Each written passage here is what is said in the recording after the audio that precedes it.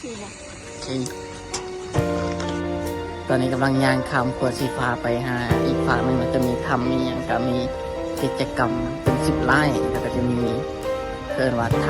ำนอนเนาะจะเป็นแบบรอดนำเข้าไปนะทุกคนเดี๋ยวเข้าไปติดตามกันเนาะเดี๋ยวบอลเดินพาไปเที่ยวชมกันตอนนี้กำลังเตรียมสุดขึ้นขี่สลิงเนาะเพื่อใส่อุปกรณ์ดูบนสลิงแล้วก็จะขึ้นไปขี่สลิงเนาะเดี๋ยวติดตามกันเลยทุกคนโอเคเนาะตอนนี้กำลังขึ้นไปสลิง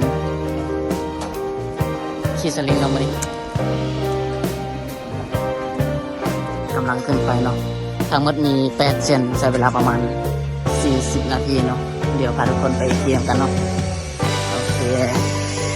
ครับชมกันเลยเนาะไอ้เป็นไง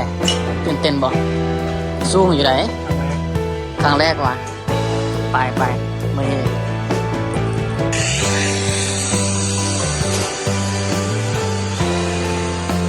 ไปก่อนนะแซง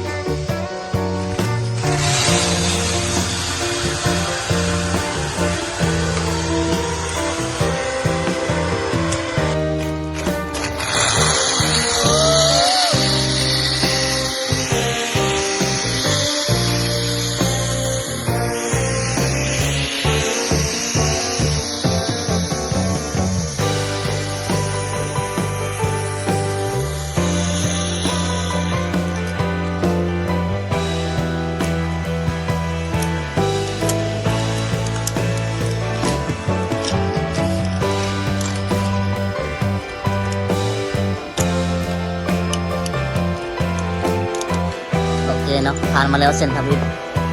เราได้ย่างขึ้นไปอีกนิดนึงเนาะพอขึ้นไปจุดที่สูงกว่าเนาะเป็นไรแจ้งคักอยู่วะ มีทั้งหมด5-6 คนเนาะรอบนี้เดี๋ยวขึ้นไปรอถ่ายอยู่เทิงท้ายหุบกันยังขาเนาะแล้วก็ต่อไปเส้นที่2ทั้งหมดมี8 เส้นเนาะ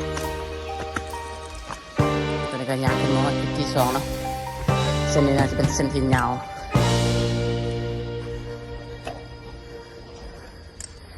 เริ่มขึ้นสู้แล้วก็วิวก็เริ่มงามขึ้นมาเนาะ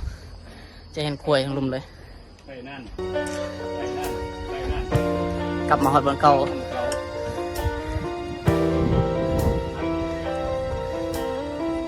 เส้นที่2นี่จุดของเส้นที่2เป็นจุดที่จังหวัดสุพรรณสมาธิตัวเมืองบางเรียงกันทั้งหมดของขอบเขตสลิงเนาะงามแห่งกันนี่แหละอาการก็ดีแห่งแล้วเราได้อีก3-4 คนนำมาเนาะ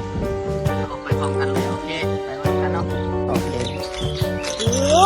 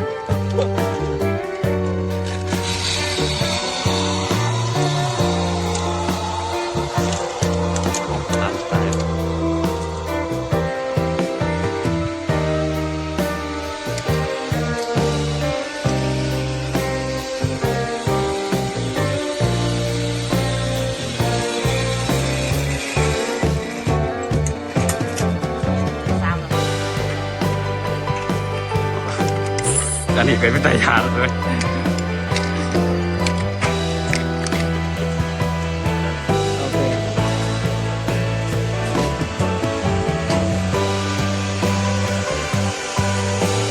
ย่างต่อกันไปอีกเนาะเส้นที่6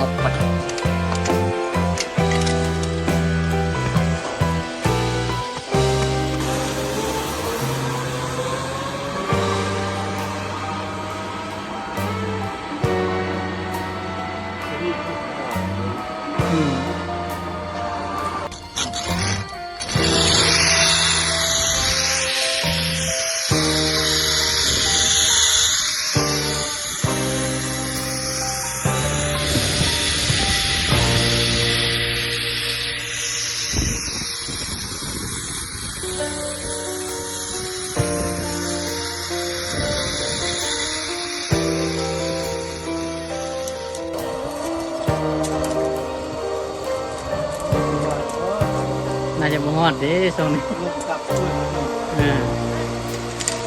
อ้าวอ้าวบ่ฮอดแล้วอ๋อ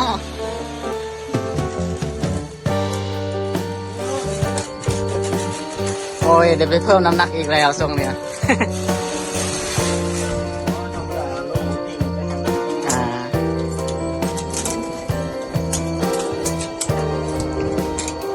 เซ่มาก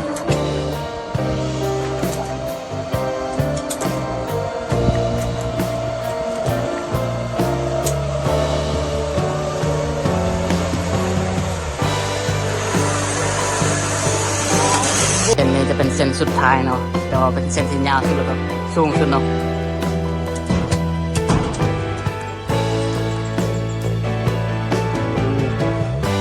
ชี้ฮอดอยู่บ่คุณจับไปก่อนนะไป พอ ฮอดเป็นสุดท้าย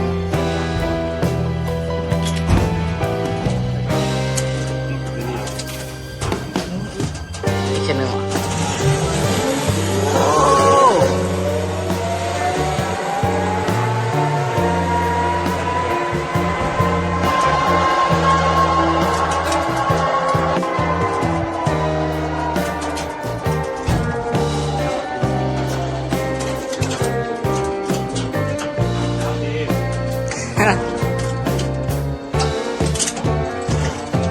อ้ผมมีไฟหวัง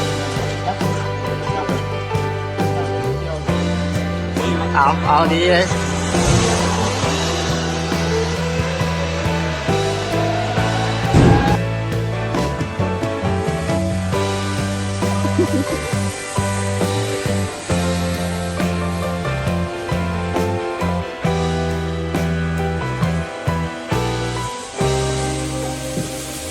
อันเนียนโอเคนะทุกคนตัวเส้นนี้จะเป็นเส้นสุดท้ายแล้วเนาะไปนี่ฮอตอาหารเลยเนาะ 我开玩笑，我以为这样走文艺了。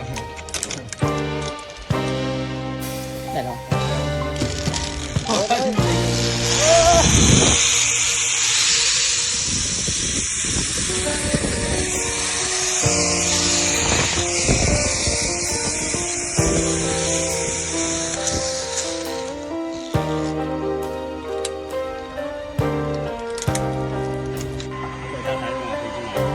นะ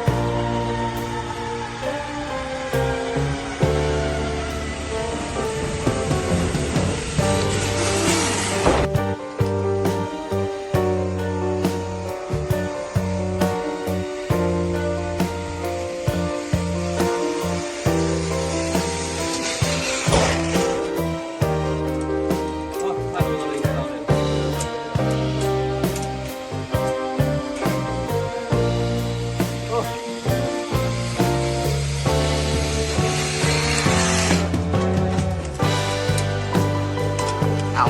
สินะจืดแต่วัน โอเค ไปวันนี้ออกไปทางนี้ เส้นสุดท้ายแล้วเนาะทุกคน ออกไปวันนี้หมดแล้วแซงกินน้ำมาแซงโยโอเคอยู่เนาะทุกคนเป็นเส้นสุดท้ายแล้วตอนนี้ เดี๋ยวออกไปแกะเครื่องออกเนาะ ฝากกดไลค์กดแชร์กดติดตามให้เบาเรือนได้เด้อทุกคนเป็นกำลังใจในการเห็นคลิปต่อไปนะ โอเค บ๊ายบาย ขอบใจ